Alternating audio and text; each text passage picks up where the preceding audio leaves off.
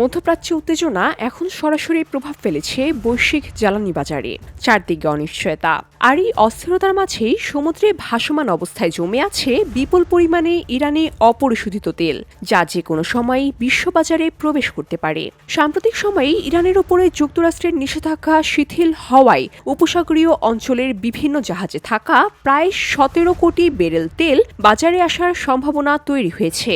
একটি আন্তর্জাতিক বার্তা সংস্থার প্রতিবেদনে জ্বালানি বিশ্লেষকদের বরাতে উঠে এসেছে এই তথ্য, যা ইতিমধ্যে বাজারে কৌতূহল ও উদ্বেগ বাড়িয়েছে। বসুন্ধরা, উত্তরা, বনশ্রী, কুড়িল ও বাড্ডা সহ রাজধানীর বিভিন্ন স্থানে অভিজাত ও অত্যাধুনিক মানের ফ্ল্যাট কেনার এক নির্ভরযোগ্য প্রতিষ্ঠান প্লেজেন্ট প্রপার্টিজ লিমিটেড। কেপলারের সিনিয়র ব্যবস্থাপক ইমানুয়েল বেলোস্ট্রিনো জানান, উপসাগরীয় অঞ্চল থেকে চীনের জলসীমা পর্যন্ত বিভিন্ন জাহাজে প্রায় 17 কোটি ব্যারেল ইরানি তেল মজুত রয়েছে।